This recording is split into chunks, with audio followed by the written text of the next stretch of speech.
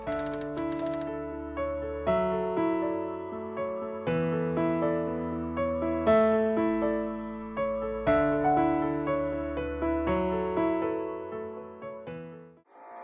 আলাইকুম স্টুডেন্টস, সবাইকে আজকের ক্লাসে স্বাগতম। আজকে আমরা কথা বলবো আধুনিক পদার্থবিজ্ঞান অধ্যায়টার আরেকটা টপিক এক্স-রে নিয়ে। আমি শৌমিক রহমান অয়ন আছি তোমাদের সাথে। চলো আমরা ক্লাসটা শুরু করি। তো এক্স-রে ঘটনাটা আসলে কি? এক্স-রের কথা বলতে হলে প্রথমে আমাদের কথা বলতে হবে ফিজিসিস্ট উইলিয়াম রন্টজেনকে নিয়ে।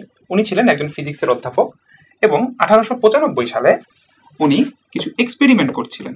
এক্সপেরিমেন্টগুলো করার সময় উনি হঠাৎ করে এমন এক ধরনের রশ্মি আবিষ্কার করে ফেললেন যেটা কঠিন বস্তুকে ভেদ করে যেতে পারে। তো ঘটনাটা আসলে কি ছিল? উনি এক্সপেরিমেন্ট করছিলেন এমন একটা ক্যাথোড রে টিউব নামে একটা যন্ত্র নিয়ে, যেখান থেকে আলো উৎপাদিত হতে পারে। তো আলো উৎপাদন যেটা হচ্ছে সেটাকে ঢাকার জন্য উনি কি করেছিলেন, ওই ক্যাথোড রে টিউবকে চারিদিক থেকে কালো কাগজ দিয়ে ঢেকে রেখেছিলেন যাতে কোনো আলো বের হতে না পারে। কিন্তু উনি হঠাৎ করে খেয়াল করলেন যে ওখানে একটা ফ্লোরোসেন্ট পর্দা, মানে যেটা আলোর প্রতি সংবেদনশীল, যদি আলো পড়ে তাহলে সেখানে আমরা সেটার ইফেক্ট দেখতে পাই।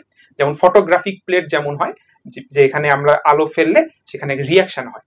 তো ওই ফ্লোরোসেন্ট প্লেটের মধ্যে উনি কিছু আলোর ইফেক্ট দেখতে পেলেন বা আলোর উপস্থিতি টের পেলেন, যে আলোকে চোখে দেখা যাচ্ছে না কিন্তু সেটা কঠিন বস্তুকে ভেদ করে চলে যাচ্ছে। তো এই রশ্মিটা একটা রহস্যজনক রশ্মি, যাকে চোখে দেখা যাচ্ছে না, যেটা কঠিন পদার্থকে ভেদ করে চলে যাচ্ছে। এই রহস্যজনক হওয়ার কারণে এবং সেটা অজানা হওয়ার কারণে উনি তখন এই রশ্মির নাম দিলেন এক্স রে। এক্স বলতে আমরা বীজগণিতে ইউজ করি, অজানা রাশি বোঝাতে আমরা এক্স কে ইউজ করি। তো একই ব্যাপার, উনি এই অজানা হিসেবে এটার নাম দিলেন এক্স রশ্মি। কিন্তু এখন আমাদের কাছে আর এক্স রে কোনো অজানা রশ্মি নয়, বরং আমরা সকল ধর্মই জানি। আমরা জানি যে এক্স রে সাধারণ আলোর মতোই এক ধরনের তাড়িৎ চুম্বকীয় তরঙ্গ। এবং সাধারণ আলোর সাথে এর পার্থক্যটা কি? সাধারণ আলোর সাথে পার্থক্য হলো সাধারণ আলোর তরঙ্গ দৈর্ঘ্য এবং কম্পাঙ্ক, এটা একটা নির্দিষ্ট রেঞ্জ আছে। একটা নির্দিষ্ট রেঞ্জের মধ্যে থাকলে আমরা সেটাকে চোখে দেখতে পাই, সেই রেঞ্জের বাইরে চলে গেলে আমরা দেখতে পাই না। তো যেমন আমি যদি কম্পাঙ্কের কথা বলি, যে ধরা যাক এই দিকে আমি একটা কম্পাঙ্কের অক্ষ আঁকছি, ঠিক আছে? তো আমাদের ভিজিবল লাইট এতটুকু অংশ হলো আমাদের, চিন্তা করলাম এইটুকু কম্পাঙ্ক হলো আমরা চোখে দেখতে পাই, এটা আমাদের ভিজিবল লাইট। কম্পাঙ্ক যদি এই ভিজিবল লাইটের সীমানার চেয়ে কমে যায়, অর্থাৎ আমরা গত ক্লাসে, অর্থাৎ আমরা যখন আলোক তড়িৎ ক্রিয়া সম্পর্কে পড়েছি তখন আমরা দেখেছি আলোর শক্তির সাথে কম্পাঙ্কের সম্পর্ক আছে। তাহলে যখন আমাদের ভিজিবল লাইটের চেয়ে কম্পাঙ্কটা যদি কমে যায়, মানে শক্তিটা যদি কমে যায়, তখন তাকে আমরা বলি ইনফ্রারেড। ইনফ্রারেড, এই ইনফ্রারেড আমরা কিন্তু চোখে দেখতে পাই না। আবার এই কম্পাঙ্ক যদি ভিজিবল লাইটের সীমানার চেয়ে বেশি হয়ে যায়, তখন আমরা সেটাকে সাধারণত বলি ইউভি, আলট্রাভায়োলেট। এটাও আমরা চোখে দেখতে পাই না। এক্স রে হলো এমন একটা তরঙ্গ যার কম্পাঙ্ক ইউভির চেয়েও বেশি, মানে এটা বেশ শক্তিশালী এক ধরনের তরঙ্গ। তো কিভাবে এই এক্স রে কে উৎপাদন করা যায় সেটা এখন আমরা সামনে দেখব। এক্স রে উৎপাদনের জন্য কি লাগে? কুলিজ এক্স রে টিউব নামে একটা যন্ত্রের প্রয়োজন হয়। তো সেখানে আমরা এই যন্ত্রটা দেখতে পাচ্ছি। তো এই যন্ত্রের মধ্যে আমরা যদি খেয়াল করি, এখানে আমরা একটা কাচের তৈরি একটা চেম্বার দেখতে পাচ্ছি, এর মধ্যে কিছু মেটালের স্ট্রাকচার তোমরা দেখতে পাচ্ছ। এগুলোর কাজ কি এটা আমরা একটু পরে আলোচনা করব। আমাদের এক্স রে উৎপাদন করার জন্য এই জায়গাটা, এই টিউবের ভিতরের অংশটা, এটাকে চেষ্টা করা হয় যথাসম্ভব বায়ু শূন্য করে ফেলার জন্য। বায়ু শূন্য করে ফেলার জন্য, কারণ এখানে আমরা একটু পরেই দেখবো অনেক হাই স্পিডে ইলেকট্রন ছোটাছুটি করবে। বাতাসের কণা থাকলে তার বাতাসের কণার সাথে সংঘর্ষ হয়ে এনার্জি লস হবে, সেটা আমরা চাই না। তো আমরা এটাকে কি করব, যথাসম্ভব বায়ু শূন্য করে একটা নল নিব। এর মধ্যে কি আছে, দুইটা মেটালের ইলেকট্রোড আছে। এদের সাথে আমরা বাইরে থেকে প্লাস মাইনাসের কানেকশন দিব। কানেকশন দিয়ে আমরা এখানে কি করব, তড়িৎ প্রবাহিত করব। তো করলে কি হবে সেটা এখন আমরা সামনে দেখি। এখন আমরা এটার একটা বেটার ভিউ এখানে দেখতে পাচ্ছি। কি হয় আসো আমরা দেখি। এখানে আমরা দেখতে পাচ্ছি যে একটা কপার অ্যানোড আছে, এই জায়গাটা কপারের তৈরি। এবং এই পাশে, তাহলে এই জায়গায় আমরা কি করতেছি, এই পাশে আমরা একটা হাই ভোল্টেজ কানেকশন দিব। এই পাশটাকে আমরা রাখবো প্লাস আর এই পাশটাকে আমরা রাখবো মাইনাস। তাহলে আমাদের এই ডান পাশের কপার ইলেকট্রোডটা এটা থাকবে পজিটিভ, আর এই পাশে যে ইলেকট্রোডটা সেটা থাকবে নেগেটিভ। এখন পজিটিভ নেগেটিভ হওয়ার পরে কি হবে, এই ইলেকট্রোডে, আমাদের নেগেটিভ সাইডের ইলেকট্রোডে আমরা এখানে বাইরে থেকে আরো কিছু তড়িৎ প্রবাহিত করব। এইভাবে, এই যে এখানে আমাদের একটা তড়িৎ প্রবাহ চলবে এই সার্কিটের মধ্যে দিয়ে। যখন এই সার্কিটের মধ্যে দিয়ে তড়িৎ প্রবাহটা চলবে, এই জায়গাটা উত্তপ্ত হওয়া শুরু করবে, এখানে উত্তাপ সৃষ্টি হবে। যেহেতু তড়িৎ প্রবাহিত হচ্ছে, এখানে একটা রোধ আছে, উত্তাপ সৃষ্টি হবে। উত্তাপ সৃষ্টি হলে যেটা হয়, আমাদের এই ফিলামেন্টের ভিতরে ইলেকট্রনগুলোর এনার্জি বাড়তে থাকে। ইলেকট্রনগুলোর এনার্জি বাড়তে বাড়তে একটা সময় কি হবে, এই পাশে প্লাসের আকর্ষণ আছে আর এই পাশে ইলেকট্রনগুলোর এনার্জি বেশি। এই ইলেকট্রনগুলো এই মেটালের বন্ধন ভেঙে বাইরে প্লাসের আকর্ষণে ছুটে চলে যাবে। এখন এই ইলেকট্রনগুলো যখন প্লাসের আকর্ষণে ছুটে চলে যাবে, এখানে যে আমরা একটা বিভব পার্থক্য প্রয়োগ করেছি, বিভব পার্থক্যের কারণে ইলেকট্রনটা গতিশক্তি বৃদ্ধি পাচ্ছে। এই উচ্চ গতিশক্তি সম্পন্ন ইলেকট্রন গিয়ে আমাদের কপারের যে টার্গেট, এই টার্গেটের উপরে সে যায় আঘাত করে, টার্গেটের উপরে আঘাত করছে। তাহলে কি হলো, এখান থেকে ইলেকট্রন নির্গত হলো, বিভব পার্থক্যের কারণে ইলেকট্রন গতিশক্তি প্রাপ্ত হলো, সেই উচ্চ গতিশক্তি সম্পন্ন ইলেকট্রন গিয়ে এখানে আঘাত করলো।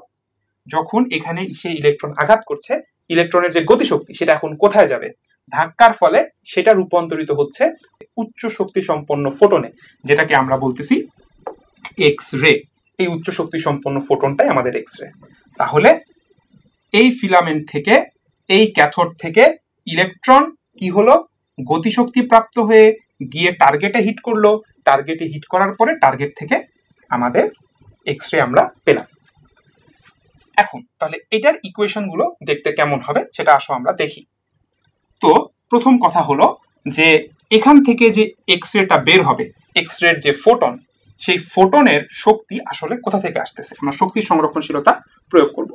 তাহলে ফোটনের শক্তি বা এক্স রে ফোটনের শক্তি যদি আর একটু পারফেক্টলি বলতে চাই, এক্স রে ফোটন এটা কোথা থেকে আসতেছে, এটা আসতেছে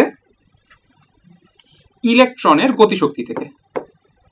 এখন আমরা দেখছি যে ফোটনের শক্তি এটা আমরা কিভাবে বের করতে পারি, ফোটনের শক্তি ই, এটা আমরা জানি ই ইকুয়ালস টু এইচ এফ। তাহলে ফোটনের যে শক্তি এটা হলো এইচ এফ। আর ইলেকট্রনের যে গতিশক্তি সেটা আমরা কিভাবে পাই, ইলেকট্রন কিভাবে গতিশক্তি প্রাপ্ত হলো, ইলেকট্রন গতিশক্তি প্রাপ্ত হয়েছে এই দুই মাথার বিভব পার্থক্য থেকে। এখানে যে একটা বিভব পার্থক্য আমরা প্রয়োগ করেছি, সেই বিভব পার্থক্য থেকে, ভি থেকে। আচ্ছা, তাহলে গতিশক্তিটা কি, গতিশক্তি হলো বিভব পার্থক্য দিয়ে কৃত কাজ। আর বিভব পার্থক্য দিয়ে কৃত কাজ সেটা আমরা জানি W equals to Q V. এখানে কিউ মানে কি, গতিশীল কে হইছে, ইলেকট্রন গতিশীল হইছে, তাহলে কিউ এর জায়গায় আমরা লিখতে পারি ইলেকট্রনের চার্জ ই ইন্টু ভি। তাহলে ইলেকট্রনের যে গতিশক্তি সেটা হলো বিভব পার্থক্য দ্বারা কৃত কাজ ই ভি এর সমান, তাহলে ই ভি। এখন আমরা এখানে ধরে নিয়েছি যে কোথাও কোনো প্রকার শক্তির ক্ষয় হয়নি, কোথাও কোনো প্রকার শক্তির ক্ষয় হয়নি। অর্থাৎ আমাদের এখানে যে ইলেকট্রনটা গতিশীল হয়েছিল, ইলেকট্রনের যে সম্পূর্ণ গতিশক্তি পুরোটাই কিসে রূপান্তরিত হয়েছে, ফোটনের শক্তিতে রূপান্তরিত হয়েছে। কিন্তু বাস্তব ক্ষেত্রে কি দেখা যেতে পারে, যে কিছু ক্ষেত্রে এনার্জি লস হইতে পারে। তো যদি কোনো শক্তি ক্ষয় না হয় তাহলে কিন্তু আমরা বুঝতে পারতেছি এখানে আমরা ফোটন যে শক্তিটা পাচ্ছি এটা কিন্তু আসলে আমরা ম্যাক্সিমাম শক্তিটা এখানে বের করছি। আর যদি লস হয় তাহলে সেখান থেকে কম্পাঙ্ক কিছুটা কমে আসবে। তাহলে আমাদের এই যে এক্স রে, এই এক্স রে মেশিন বা কুলিজ নল থেকে, কুলিজ টিউব থেকে আমরা যে এক্স রেটা পাচ্ছি তার কম্পাঙ্কটা কি হবে, সর্বোচ্চ কম্পাঙ্কটা কি হবে, এটা হবে E into V divided by H. H হলো প্লাঙ্কের ধ্রুবক, এটা আমরা জানি। এখান থেকে আমরা কি করতে পারি, কম্পাঙ্ক বের করতে পারি। আবার তুমি যদি কম্পাঙ্কের পাশাপাশি তরঙ্গ দৈর্ঘ্য বের করতে চাও সেটাও কিন্তু করা যাবে। কম্পাঙ্কের সাথে তরঙ্গ দৈর্ঘ্যের কি সম্পর্ক, আমরা জানি যে একটা তরঙ্গের বেগ এবং তরঙ্গের কম্পাঙ্ক এবং তাদের তরঙ্গ দৈর্ঘ্য এরা কিন্তু একসাথে রিলেশন আছে এদের মধ্যে। কি রিলেশন, রিলেশনটা হলো একটা তরঙ্গের বেগ, এখানে লিখতেছি তরঙ্গের বেগ ভি, এটা হলো তরঙ্গের কম্পাঙ্ক এবং তরঙ্গ দৈর্ঘ্যের গুণফল। তাহলে আলোর বেলায় যেহেতু এক্স রে এক ধরনের আলো, আলোর বেগকে আমরা বলি সি, এফ এবং ল্যামডা।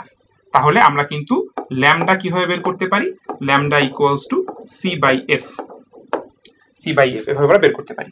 তাহলে এখান থেকে এখানে আমরা কম্পাঙ্কটা বের করছি, এই কম্পাঙ্কের সাথে সম্পর্কিত তরঙ্গ দৈর্ঘ্যটা কত, কত তরঙ্গ দৈর্ঘ্যের এক্স রে বের হবে সেটাও কিন্তু আমরা কি করতে পারি, বের করতে পারি।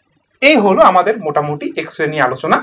তো খুব বেশি ঝামেলার কিছু নাই, আমাদের ফটো ইলেকট্রিক ইফেক্ট বা আলোক তড়িৎ ক্রিয়া, তার সাথে এক্স রে পার্থক্যটা কোথায়?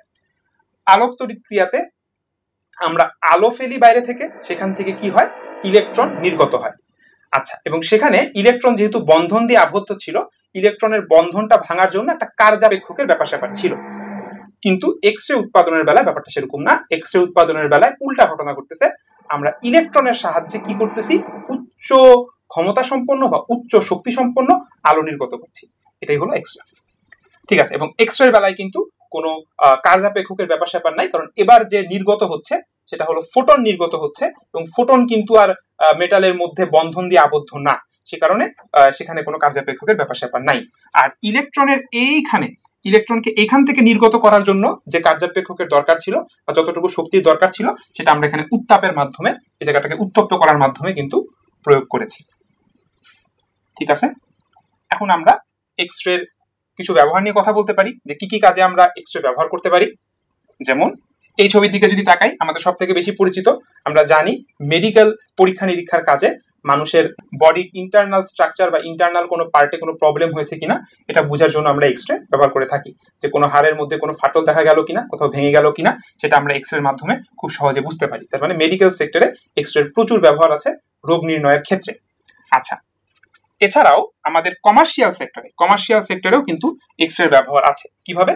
কমার্শিয়াল সেক্টরে আমাদের কোনো পণ্যের মধ্যে কোনো ত্রুটি আছে কিনা, কোনো বিচ্যুতি আছে কিনা, কোনো কম্পোনেন্ট মিসিং আছে কিনা, বা একটা প্যাকেটের মধ্যে ঠিকভাবে সকল যা যা কিছু প্যাকেটের মধ্যে থাকার কথা সেটা কি আছে নাকি নাই, প্যাকেট সিল হওয়ার পরে আমরা কিভাবে বুঝবো?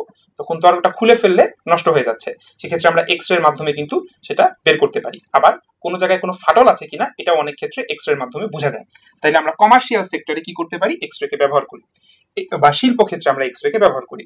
আরো একটা বড় এক্সাম্পল হতে পারে, সেটা হলো সিকিউরিটি চেকের জন্য আমরা এক্স রে ব্যবহার করি। এবং তোমরা দেখতে পাচ্ছ এখানে একটা ব্যাগের আমরা এক্স রে ছবি দেখতে পাচ্ছি। সেই ব্যাগের ভিতরে কি কি আছে সেটা বাইরে থেকে দেখা যাচ্ছে। বিশেষ করে এয়ারপোর্ট বা গুরুত্বপূর্ণ স্থাপনা যেখানে আমাদের নিরাপত্তাটা নিশ্চিত করা জরুরি, সেসব ক্ষেত্রে আমরা এক্স রের মাধ্যমে দেখে নিতে পারি, যে কোনো ব্যাগ না খুলেই দেখে নিতে পারি তার মধ্যে বিপজ্জনক কোনো সামগ্রী আছে কিনা। তো এই হলো মোটা দাগে আমরা 3 ভাগে এক্স রে ব্যবহারকে ভাগ করতে পারি। এই ছিল আমাদের এক্স রে নিয়ে কথাবার্তা। তাহলে লাস্ট আমাদের আজকে একটা উক্তি দিয়ে আমরা শেষ করি। উক্তিটা হলো এপিজে আব্দুল কালামের উক্তি। উক্তিটা হলো, winners are not those who never fail but those who never quit. তার মানে আমাদের যদি কোনো কিছুতে সফল হতে হয়, আমাদের যদি সফলতার ইচ্ছা থাকে, তাহলে ব্যাপারটা এমন না যে ফেল হওয়া যাবে না বা পরাজয় আসবে না। পরাজয় অবশ্যই আসবে, ফেলিয়ার অবশ্যই আসবে, কিন্তু ফেলিয়ারকে মেনে নিয়ে তুমি যদি সামনে আগায় যেতে পারো এবং তুমি যদি কাজ করে যেতে পারো, সেক্ষেত্রেই সফলতাটা নিশ্চিত করা যায়। আর তুমি যদি হাল ছেড়ে দাও, সেক্ষেত্রে কিন্তু আর সফলতার দিকে পৌঁছানো সম্ভব হবে না। তাহলে যদি আমাদের সফল হতে হয়, আমরা অবশ্যই এই কথাটা মনে রাখবো এবং মেনে চলার চেষ্টা করব। অবশ্যই ব্যর্থতা আসবে, ব্যর্থতাকে মেনেই আমরা সবাই সামনে আগায় যাব। Thank you.